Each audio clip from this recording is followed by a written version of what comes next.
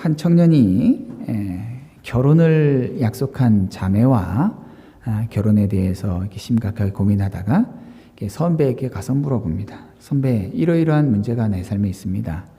결혼을 하려고 하는데 어떻게 생각하세요? 어떻게 준비해야 될까요? 결혼한 유부남이니까 유부남이 참 행복하게 살아가는 모습 보면서 어떤 조언을 해줄까 기대하고 묻습니다.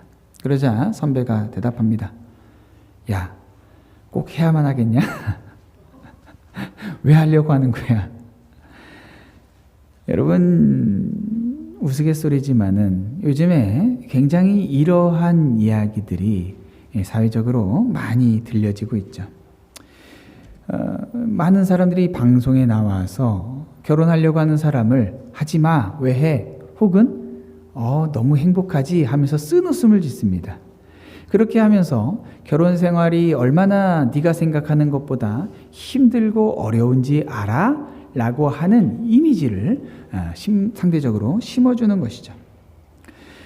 여러분, 마이크가 지금 좀 괜찮으신가요? 계속 잉잉 좀 울리는 소리가 들리죠? 네, 그렇죠. 네, 조금 목소리가 너무 안 좋은 것 같아요, 지금. 지금 괜찮죠? 네, 차라리 이걸 잡고 하겠습니다. 제가 이 신학교에 있을 때, 갓 입학했을 때 미국 친구들을 사귀면서 이 친구들하고 이 미국의 문화를 경험하기 시작한 때였어요. 근데 이제 이 미국 친구들이 한국에서 온 저에 대해서 관심이 많으니까 이런저런 걸 이제 묻고, 저도 이 미국 문화에 대해서 물었죠. 그래서 이제 부모님에 대한 이제 질문이 있었습니다. 친구들이 너 부모님 어디 계시냐? 그래서 한국에 계시다. 그러면은 부모님이 두 분 다 살아 계신 거야? 살아 계셔. 근데 두 분이 같이 사시는 거야? 같이 살아. 했더니 와, 얼마나? 그러니까 그때 당시 제가 30이었죠. 딱 30이었으니까 30년 이상 사셨지. 그러니까 야, 대단한데, 어메이징한데 이러는 거예요. 그 말 자체가 저는 굉장히 낯설었어요. 아니, 어떻게 이제 지금이야 이제 결혼 생활, 또 부모님의 어떤 결혼 생활 이런 것들을 세밀하게 물어보는 게 좀 이렇게 서로 간에 좀 무례한 질문일 수도 있지만은, 이제 문화를 서로 이해하려고 하는 상황이었다 보니까 그런 감정 없이 그냥 순수하게 서로 묻고 대답했죠. 근데 이제 당시만 해도 결혼 생활이 30년 이상 된다라는 걸 들으면서 대단한데, 어메이징한데 라고 말하는 걸 들으면서 도대체 얼마나 이혼을 많이 하길래 그런 걸까? 라고 봤더니, 여러분, 통계상으로 미국에서는 결혼하면은 두 쌍 중 한 쌍이 이혼을 합니다. 요즘에는 한국에서도 이혼하는 게 굉장히 많은 사람들이 이혼을 하죠. 그래서 이 결혼을 했다가 다시 이혼을 하면 이제 싱글이 다시 되잖아요. 그래서 이걸 갖다 돌아온 싱글로 돌아왔다 해서 돌싱이라고 합니다. TV 방송의 제목이 돌싱 포맨 해서 이혼한 사람들끼리 모여서 수다를 떠는 방송이 있어요. 모든 주제가 계속 이혼에 대한 이야기로 돌아갑니다. 그래서 막 웃습니다. 여러분, 우리 교회에도 사실 많은 성도님들이 이혼을 경험하셨죠. 저는 이 이혼의 주제를 다루는 것이 사실 성도님들에게 굉장히 아픔이 될 수 있고, 또 괜한 죄책감을 불러일으키는 것은 아닐까라고 하는 좀 그런 조심스러운 마음도 있어요. 그렇지만 동시에 주 안에서 자유를 누리는 사람은 이런 것들을 가지고 죄책감을 누릴 필요도 없고요. 동시에 또 이 죄책감뿐만 아니라 이 자유함을 누린다라고 하는 것은 이 이야기를 가지고 어떤 이야기를 나눌 수 있다라는 것이지 그냥 피하고 회피하는 것은 아니죠. 또한 동시에 이혼하지 않고 잘 살고 있다라고 해서 저 사람들은 이혼했어, 저 사람들은 지금 문제가 있어, 이런 생각을 가질 필요도 없습니다. 나는 저 사람들하고 달라, 이런 것도 아니에요. 중요한 것은 하나님께서 세우신 이 결혼 생활에 대한, 결혼의 원리를 알고 주님께서 기뻐하시는 방식으로 결혼 생활을 유지하든지, 아니면 그 원리가 우리의 삶의 신앙과 하나가 되어져야 된다는 것이죠. 어쨌든 우리는 이 주제를 피할 수는 없습니다. 성경이 이야기를 하고 있기 때문이죠. 오늘 본문을 통해서 하나님께서 결혼을 세우시는 과정이 나오고요. 왜 결혼을 정말로 중요하게 다루는지를 보기를 원해요. 결론적으로 말하면은 이 결혼 안에는 하나님의 원리가 그 안에 담겨 있어요. 오늘 저는 본문을 통해서 하나님께서 주신 이 결혼과 하나됨에 대해서 같이 나누기를 원합니다. 여러분, 오늘 본문을 보니까요, 여호와 하나님이 이르시되 사람이 혼자 사는 것이 좋지 아니하다라고 말씀하고 계세요. 여러분, 당시에 지금 이 본문의 배경이 되는 당시에는요, 사람이 오직 한 사람 아담밖에 없었어요. 그런데 하나님께서는요, 아담이 혼자 사는 것이 문제가 아니라 사람이 혼자 사는 것이 좋지 않다라고 말씀하고 계세요. 하나님의 창조 계획 가운데는 처음부터 생육하고 번성하는 것이 있었어요. 어떠한 방식으로 하나님께서 계획하셨는지 우리는 다 알지 못하지만은 아마도 하나님께서는 처음부터 하와를 생각하셨을 거라고 믿습니다. 그런데 사람이 혼자 사는 것이 좋지 않다라고 말씀하셨어요. 하나님은 세상을 창조하셨고 우리가 아는 6일째의 모든 것들을 만드시고 하나님 보시기에 심히 좋았다라고 말씀하셨죠. 하나님의 창조가 완벽했다라는 뜻이에요. 그런데 하나님의 그 완벽한 창조 안에서 하나님께서 마음에 들지 않는 한 가지가 있었다라고 말씀하고 계시고 있는 것이죠. 그게 바로 사람이 혼자 있다라는 거예요. 하나님은 사람이 혼자 있는 것을 원하지 않으세요. 하나님이 여기에 대한 해결책을 주시는데 바로 이에 대한 그의 돕는 배필을 지으신다라는 거예요. 여러분, 한글 성경에는요, 그냥 돕는 배필을 짓겠다라고 말씀하고 있지만은 이 원어를 여러 가지 번역한 다른 성경들, 제가 세 번역으로 표현하자면요, 그를 돕는 사람, 곧 그에게 알맞은 짝을 만들어주겠다, 이렇게 말씀하고 계세요. 하나님께서 아담에게 알맞은 짝을 만들어서 그의 곁에 두겠다라고 말씀하고 계시다는 거죠. 어떤 사람이 알맞은 짝일까요? 하나님 주시려는 게 도대체 뭐냐라는 거예요. 오늘 본문에서는 이 아담에게 알맞은 짝 하와를 주신 내용을 통해서 우리에게 하나님이 주시고자 하시는 궁극적인 메시지가 있습니다. 첫 번째, 하나님은 아담으로 하여금 자신이 혼자 살 수 없는 존재라는 것, 관계가 필요한 존재라는 것, 짝이 필요하다라는 것을 알게 하기를 원하셨어요. 하나님은 처음부터 아담을 지으실 때 그 옆에다가 아담과 하와를 동시에 지어놓고서 그들을 깨우시지 않으셨어요. 아담을 먼저 만드셨고 그리고 나서 어떤 필요를 느끼게 하기를 원하셨어요. 아담에게 짝을 짓겠다라고, 짝을 주겠다라고 말씀하시고요, 하나님이 바로 짝을 주시질 않아요. 이어지는 19절에 보니까 갑자기 흙을 가지고, 여러분, 흙으로 여자를 짓는 것이 아니라 흙으로 각종 들짐승과 공중 각종 새를 지으시고 아담에게 뭐라고 부르는지 그에게 딱 데려오십니다. 아담에게 일렬로 쭉 세워놓고서는 이름을 지으라고 미션을 주시는 거예요. 여러분, 이름을 짓는다라고 하는 것은요, 그 이름 지음받은 존재에 대한 그 권위를 갖는 것을 의미하고요, 또 하나는 그 이름 짓는 대상의 본질을 꿰뚫어야만 가능한 거예요. 여러분, 모르는 존재는요, 우리에게 항상 두려움을 줘요. 미지의 존재는 두렵죠. 여러분, 심해를 쭉 깊이 들어가면은 사람들이 두려워해요. 단지 깊은 것뿐만 아니라 그 안에 무엇이 있을지를 모르기 때문에. 그래서 이게 SF 영화 같은 것을 보면요, 무한한 우주에 가서 무슨 외계인이 나타나서 무서운 것이 아니라 그 끝에 무엇이 있는지 모르는 우주에 있다라는 그 자체로 두려워하는 모습들이 표현되기도 하고, 그 심해에 무엇인지 알지 못하는 존재 때문에 두려워하는 모습들도 나타나요. 아담이 이 동물들이 쫙 와서 이름을 지어달라고 그 앞에 쫙 일렬로 섰을 때에 그것들을 두려워하지 않고요, 그것들의 본질을 꿰뚫어요. 그래서 아무렇게나 이름을 짓는 것이 아니라 그 본질에 어울리는 그 이름을 통해서 그것이 무엇인지 정확하게 알 수 있는 것들로 이름을 쫙 줘요. 그래서 뭐라고요? 아담이 각 생물을 부르는 것이 곧 그 이름이 되었더라. 아담이 그 미션을 완벽하게 수행하는 장면을 보여주고 있어요. 성공했습니다. 하나님께서 이름 짓기 미션을 주셔서 그 이름 짓기 미션을 성공했어요. 그런데 이름 짓기 미션을 왜 주셨을까요? 그 이유가 20절에 나옵니다.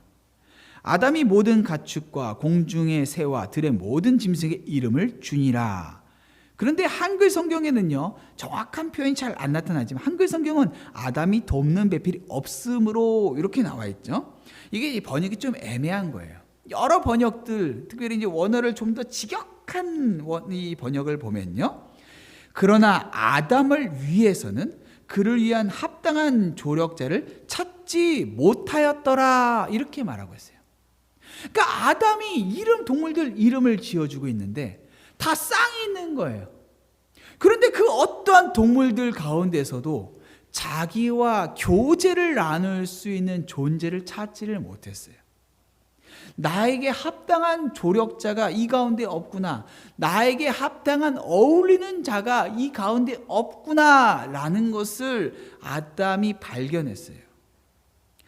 자기가 해야 할 일, 하나님께서 아담에게 주신 일을 잘 수행했는데, 일은 잘했는데 일을 잘해서 문제가 없는 것이 아니라 그에게 정말 필요한 것이 있었는데, 그게 바로 교제할 사람, 나에게 합당한, 나와 함께 살아갈 존재가 없다라는 것을 발견했다라는 거예요.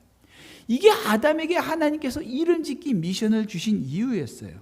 아, 세상에 내 짝이 없구나, 나 짝이 필요하구나, 저 동물들 다 자기 짝이 있는데 나는 외롭구나. 여러분, 아담은 하나님이 있습니다.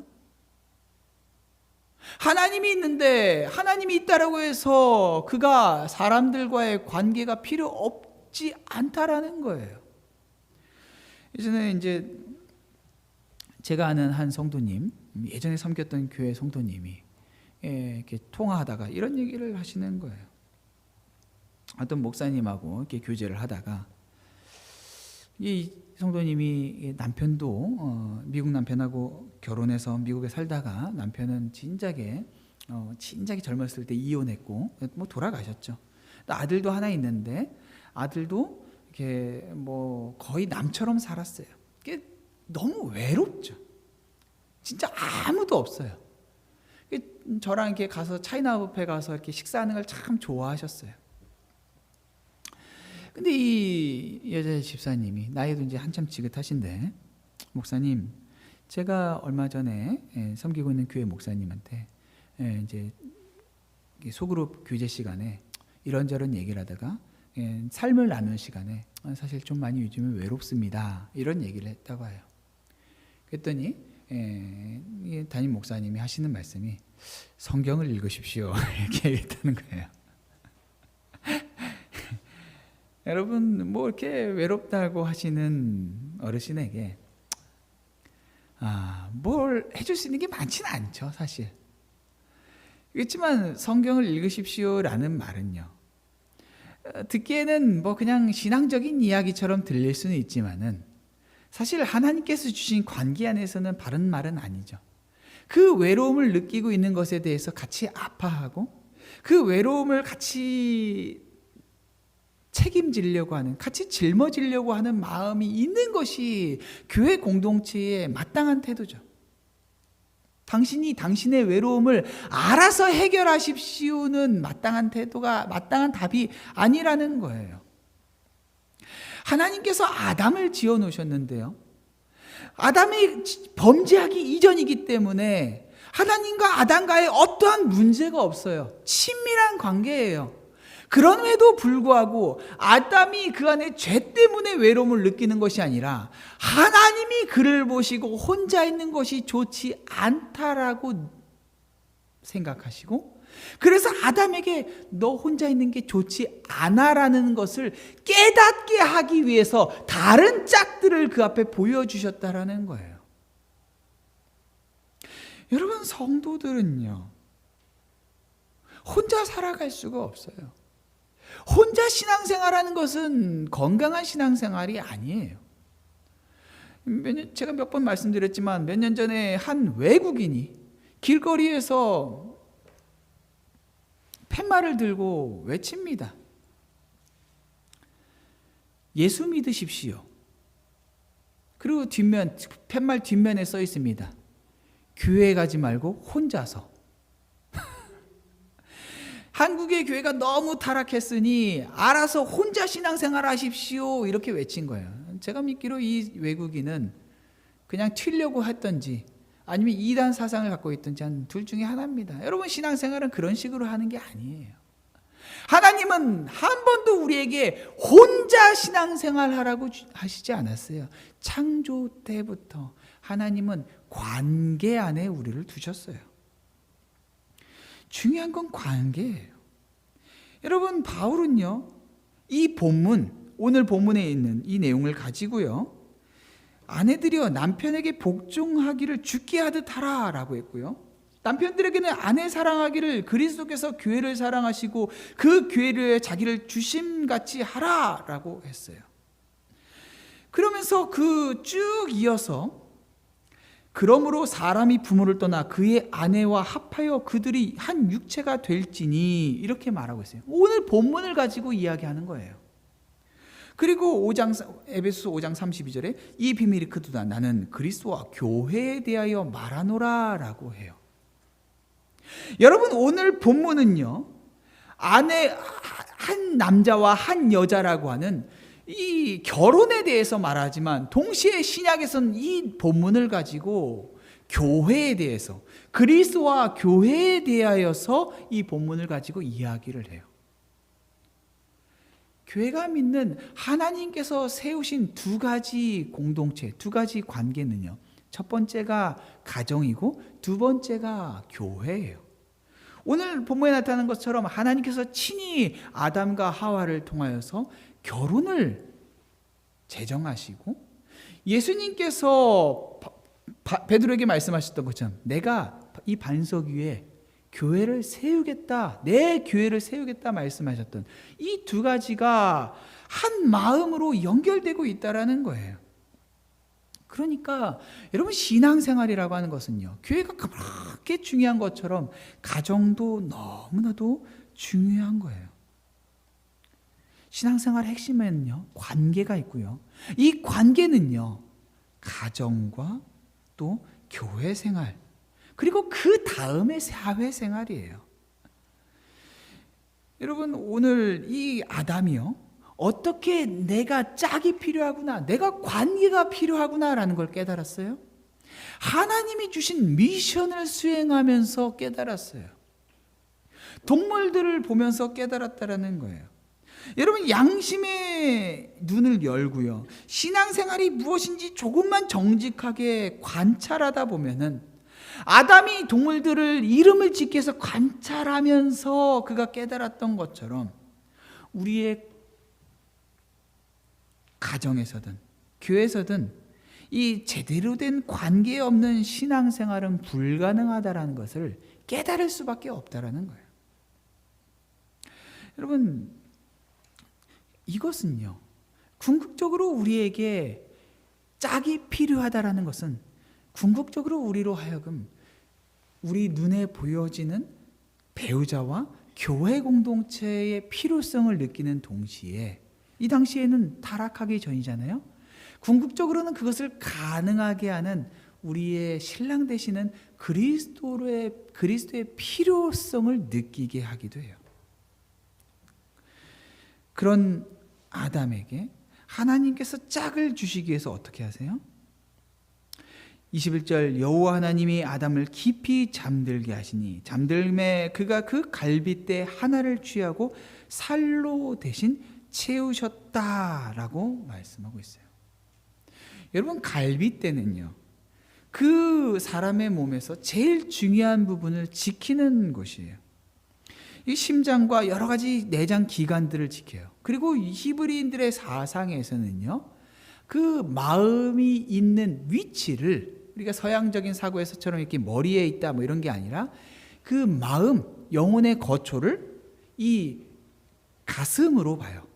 그러니까 이 안에 이 갈빗대는 그의 생명에 굉장히 중요한 역할을 하는 것이죠.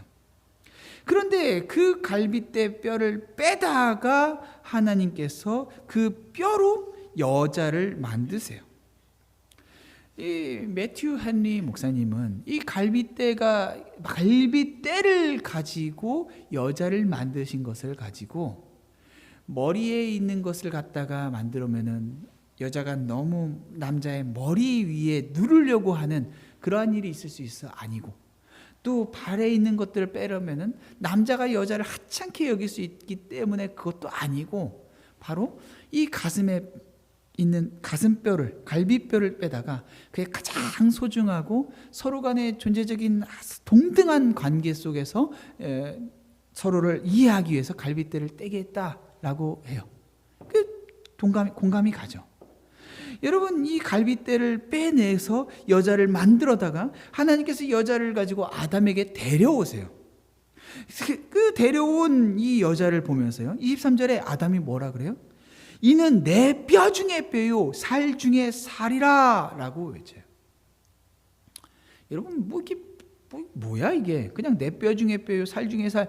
지금 생각하기에는 별로 그냥 그런가 보다 하지만 이것은 사실 시면서 노래예요. 내 뼈 중에 뼈요 살 중에 살이라는 것은 당신은 곧 나입니다. 당신은 나의 가장 소중한 것입니다.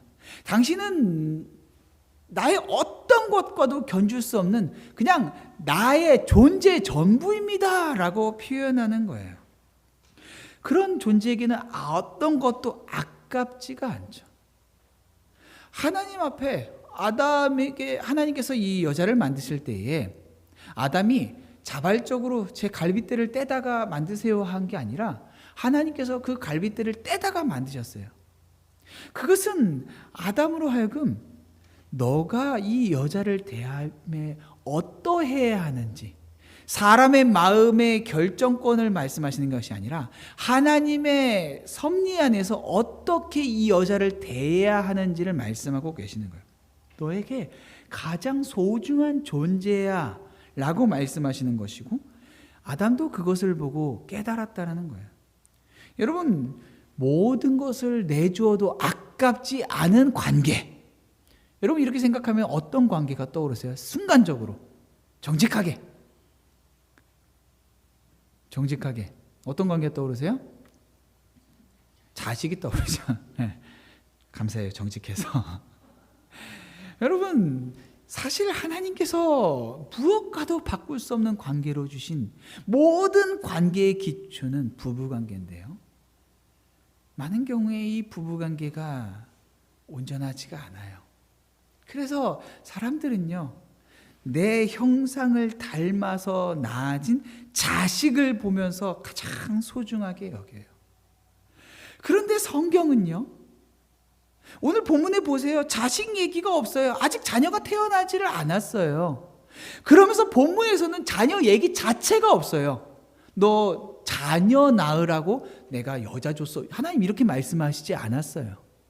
단지 하나님께서 아담에게 여자를 주신 이유는요, 혼자 있는 것이 좋지 않기 때문에 주셨다라는 거예요. 아이를 낳기 위함이 아니에요.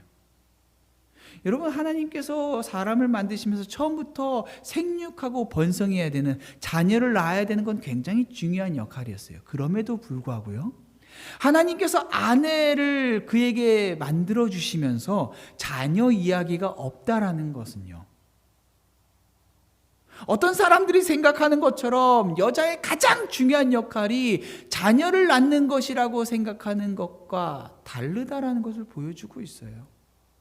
자녀를 낳는 것이 가장 중요한 게 아니에요. 자녀 없이도 하나님께서 아담에게 하와를 데려오신 목적은 이루어졌어요. 너무나도 소중하게 서로 간에 한 마음으로 한 몸이 되는 게 중요해요. 그런데 많은 사람들이 배우자를 그렇게 소중하게 여기지 않아요.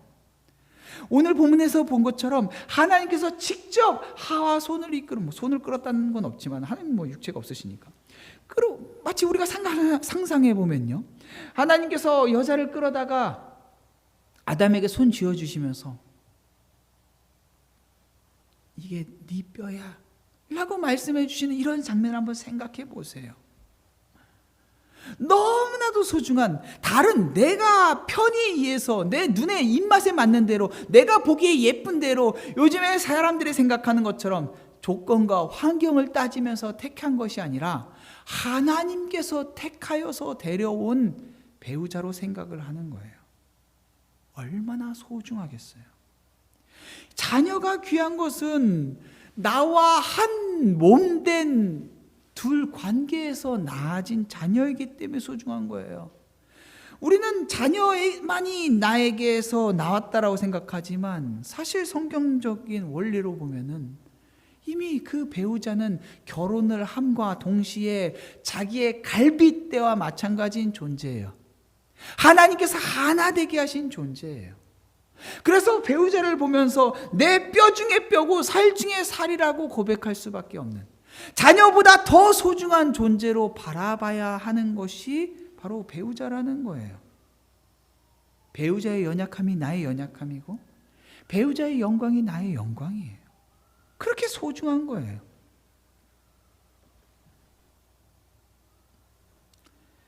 그런 여자를 아담이 이름을 지어줍니다. 이것을 남자에게서 취하였은즉 여자라 부르리라 하리라. 이게 아담의 고백이에요. 여러분, 여자라는 이 하와는요, 원래 이 여자라고 하는 이 이름은요, 하와가 아니라 여자라고 하는 이름은 남자로부터라는 뜻이에요. 그러니까 여자와 남자가 다른 것이 아니라 남자로부터 나온 것이 여자라는 의미예요. 존재적으로 하나됨이죠. 그런 여자와 관계를 맺는 것, 그 여자를 소중하게 여기는 것. 그런데 이런 관계라고 했을 때, 여러분, 관계라고 하는 것을 생각해 보면요, 여러 사람과 더 많은 사람들이 하나됨이 더 아름답게 보여지지 않아요? 그래서 교회가 부흥돼야 되는 목적, 이유를 생각하면요, 대부분 더 많은 사람들이 더 하나 되는 것이 아름답잖아요, 이렇게 생각을 하죠. 근데 오늘 본문에는요, 여러분, 한 남자와 한 여자만 나옵니다. 왜 한 남자와 한 여자만 있을까요? 왜 한 남자와 한 여자와의 관계만이 이렇게 결혼해서 부부라는 이름으로 하나가 되어져야 하냐는 거죠. 이 한글 성경에는 정확히 나와 있지 않지만은 이 본문은 정확하게 한 남자와 한 여자를 뜻하고 있어요. 여러분, 공동체는요, 모두가 다 하나가 될 수가 없어요. 여기는 우선순위가 있어요. 우선순위. 많은 사람들이 모여 있지만은 그 안에는 우선순위가 있어요. 아내가 남편이 가장 소중해요. 그리고 가정 나머지 멤버들이고요. 그리고 교회의 나머지 또 구성원들이에요. 신앙생활에서도 이렇게 우선순위라고 하는 것이 있어요. 우리의 신앙생활의 가장 우선순위가 뭐예요? 주님이죠. 바로 우리 주님이에요. 가장 소중한 우리의 주님. 그런데 주님께서 우리에게 이런 이 배우자를 주세요. 그러면서 이 배우자와 한 몸을 이루라고 말씀하세요. 우리는요, 결혼 생활을 하고 신앙 생활을 하면서 그 안에서 주님과의 관계를 생각하면서 결혼 생활을 이루고 신앙 생활을 하는 거예요. 그러면요, 배우자의 연약함이 보인다고 해서 그 관계를 일방적으로 끊어낸다라고 하는 것은 주님과의 관계의 우선순위를 굉장히 옅게 보는 거예요. 여러분, 배우자가 외국인이라서 같은 교회에 출석할 수 없다, 한인교회에 출석할 수 없다. 저는요, 만약에 배우자가 정말로 한인교회를 떠나서 미국 교회를 가서 신앙생활을 잘할 수 있는 그런 연약함을 가지고 있다라면은 저는 그렇게 해서 떠나서 그 배우자를 살리는 게 더 소중하다라고 봅니다. 신앙생활과 교회 생활은 달라요. 그러니까 여기서 말하는 교회는 눈에 보이는 교회죠. 여러분, 신앙을 가장 우선순위에 둔다면요, 교회는 옮길 수 있어요. 가정 안에서 우리에게 허락하신, 하나님께서 나에게 허락하신 배우자의 신앙을 위해서는 신앙을 바꾸는 것이 아니라 교회를 바꾸는 것이 가능해야 된다라는 거예요. 예전에 얼마 전에죠, 오래도 안 됐어요. 한 목사님이, 목사라고 말하기도 좀 그래요. 어떤 교회 청빙 받아서 가는데 그 교회에서 얘기를 해주는 거예요. 이분이 이혼을 했대요. 이혼을 했는데 그 교회에 청빙 받아서 간다라는 거예요. 아니, 어떻게 이혼한 사람이 목회를 합니까? 제가 물었더니 그 목사님이 그렇게 대답을 했다는 거예요.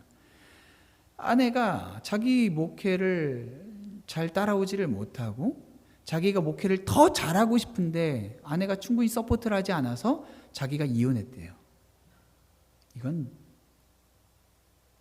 이건 이단적인 사상입니다. 목회를 하면 안 되죠. 그러면은 가정을 지켜야죠.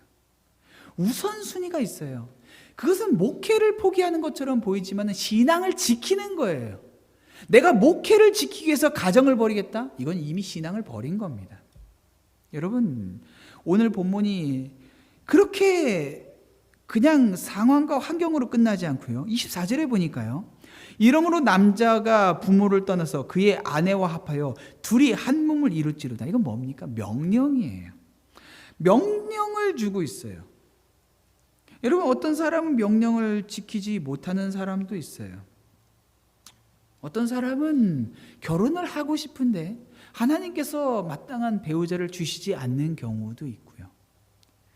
또한 사별하고 나서 더 이상 결혼하지 않는 것이라도 이런 것들은 괜찮죠. 그런데 이것은 명령이에요. 하나님께서 남자에게 부모를 떠나서 그의 아내와 합하여 둘이 한 몸을 이룰지로다. 여러분, 부모를 떠난다라는 것은요, 관계가 새로워지는 거예요. 관계가 이전 관계를 끊어내는 거예요. 여러분, 모든 관계 중에서 여러분이 생각하는 가장 중요한 관계가 뭐예요? 부모 자식 관계잖아요. 근데 본문에서는요, 부모와 자식과의 관계보다 더 중요하게 여기는 관계를 이야기하고 있어요. 그것이 바로 배우자를 만난 거예요. 하나님은 그렇게 부모 자녀 간의 관계를 떠나서 새로운 관계를 만나서 한 몸을 이루는 것을 이야기하고 있어요. 여러분, 이것은요, 우리에게 결혼 생활이 얼마나 소중한 것을 이야기하면서 동시에 하나님께서 우리에게 원하시는 관계는요, 새로운 관계라는 것을 생각하게 돼요. 여러분, 주님과의 새로운 관계가 시작할 때 어떻게 됩니까? 이 세상의 관계를 다 짊어지고 끌고 가서는 주님과의 새로운 관계를 가져갈 수가 없어요. 하나님께서 우리에게 주신 이 그리스도로 인하여 새 생명 얻는다는 것은 이전에 어떠한 관계도 주님과의 관계보다는 우선순위가 될 수 없다라는 것을 말하고 있어요. 이것은 공개적인 선언이에요. 그래서 부부관계를 공개적으로 선언할 때 이것은 신앙적으로 주님께서 주신 관계입니다. 나는 하나님께서 주신 명령을 따라서 이런 관계를 지킵니다 라고 말하고 있다라는 거예요. 그렇게 해서 어떻게 됩니까? 아담과 그의 아내가 두 사람이 벌거벗었으나 부끄러워하지 않는다라고 말하고 있어요. 여러분, 어떤 관계가 벗었는데 부끄러워하지 않아요? 물론 이것은 범죄하기 이전입니다. 그런데 여기에서 이 부끄러워하지 않는다라는 것을 그냥 다른 데다 써놓은 것이 아니라 이 결혼과 함께 써놨다라는 것은요, 하나님께서 아담과 하와의 이 관계가 어떤 관계인지를 설명하고 있는 거예요. 부끄러움이 없는 관계예요. 그 안에서는요, 허물도 없고요, 장벽도 없어요. 서로 신뢰해요. 어떤 것도 감출 것이 없어요. 저는 여러분이 보는 이 정장 안에 부끄러우는 뱃살을 숨기고 있습니다. 그런데 가정 안에서 저는 이 뱃살을 숨기지 않아요. 아내는 제 뱃살을 보면서 살 빼라고 하면은 운동하지 않는 부끄러움은 있지만은 이것을 보임으로써 어떡하지? 나를 어떻게 볼까? 라고 하는 생각으로 거리감을 두지는 않는다라는 뜻이에요. 하나님께서 주신 가장 온전한 관계는 바로 그런 모습이에요. 그리고 그런 모습, 바로 가정 안에 하나님의 나라의 임재를 경험하고요. 또한 교회 안에서 하나님의 나라를 맛봅니다. 여러분, 교회에서 같이 신앙생활을 한다는 것은요, 이러한 가정 안에서 하나님께서 주신 관계의 확장이 나타나야 되는 거예요.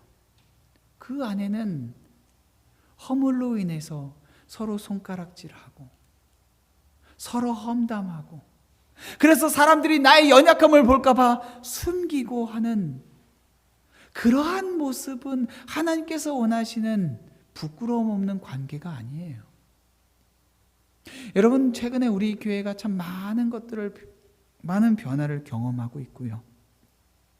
많은 사람들이 또 칭찬도 하고, 또 환경적으로 여러 가지 변화들을 보면서 하나님이 정말로 많은 일들을 하시고 계시고 또 하시려고 계획들을 가지고 계시구나라는 것들을 보면서 참 마음에 기대가 돼요.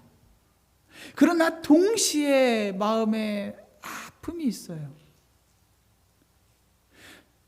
그렇게 큰 교회가 아니잖아요. 그렇게 많은 숫자가 있지 않잖아요. 그런데 여전히 사람들 안에서 그 가지고 있는 거리감들이 느껴져요. 내 연약함을 들키지 않으려고 하는 연약감. 사람들이 내 이런 모습을 보면 어떻게 볼까?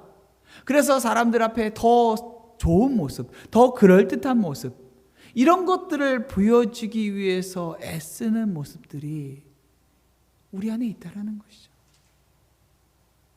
근데 제가 예전에 한국에 있으면서 한 선교단체에서 같이 예배 드릴 때 그들은 공동체 생활을 하는데요. 여러분, 공동체 생활, 같은 공간에서 생활하면서 먹고 자고 사역도 같이 하면요, 서로의 연약함이 안 나타날래 안 나타날 수가 없어요. 여러분, 한 일주일만 같이 어디 가서 같이 생활해봐요. 서로 다 이 사람은 저렇고 저 사람은 저렇고 다 나타납니다. 그런데 그 공동체 생활하는 사람들끼리 같이 예배를 드리는데요, 그 안에서 얼마나 철저하게 자신의 연약함을 바닥까지 드러내면서 용서를 구하고 서로 그 안에서 하나 되기 위해서 노력하는 모습을 봤는데 얼마나 아름다운지 몰라요. 우리가 정말로 교회로서 온전하게 되어진다는 것, 우리가 하나님께서 기뻐하시는 관계를 누린다는 것은 나 한 사람 잘해서 무언가를 이루어낸다는 것이 아니라 이 사람, 저 사람이 그냥 우연히 여기에 있는 것이 아니라 하나님께서 우리의 필요를 위해서 세우셨고, 그리고 그 필요라는 것이 일을 하기 위함이 아니라 관계 안에서 누리는 필요라는 것, 바로 내가 이 사람 없이는 안 된다는 것을 함께 누리면서 그 연약함과 부족함을 감당해 나가면서 하나 되어지는 그런 관계가, 그러한 하나님의 계획이 있다는 걸 믿을 때에 그런 관계를 누릴 수 있는 거예요. 연약한 자, 모자란 자 보면서 험담하는 것이 아니라, 주님, 어떻게 하면 이 지체가 주님이 기뻐하시는 모습으로 온전하게 될 수 있을까요? 내가 이 사람을 이렇게 용서하지 못하고 사랑하지 못하는 것은 하나님, 주께서 사랑하라 하신 마음만큼 사랑하지 못하는 제가 그 사랑할 수 있는 것은 어떻게 할 수 있을까요? 날마다 주님께 물으면서 그러한 관계를 추구해야만 하는 것이죠. 사랑하는 성도 여러분, 저는 여러분들과 함께 그러한 교회를 좀 꿈꿨으면 좋겠습니다. 외로워하는 자들을 보면서 이 사람은 그냥 그러니까 알아서 해결해야지라는 것도 아니고, 나는 나 혼자 열심히 살아서 나 할 일만 하면 되지라는 것이 아니라, 정말로 소중한 하나님이 나에게 보내주신 지체구나, 일을 얼마나 잘하느냐 못하느냐가 그런 게 전혀 문제되지 않고 그냥 존재 자체로 하나님께서 우리에게 나에게 하나 되게 하셨구나. 이러한 고백이 우리 안에 회복되어져야만 합니다. 이 시간 우리 함께 찬양하면서 다시 한번 또 이어서 기도하기 원합니다. 하나님께서는 우리의 만남을, 하나님께서는 우리의 만남을 계획해 놓으셨네. 우린 하나 되어, 우리 옆 사람 한번 손 한번 잡아볼까요? 어디든 가리라 주 위에 서라면 무엇이든 하리라. 당신과 함께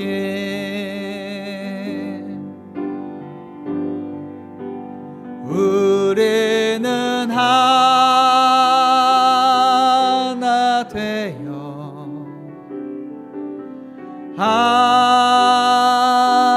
함께 건네 하늘 아버지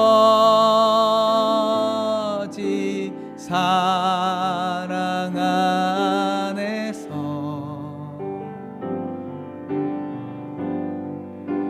우리는 기다리며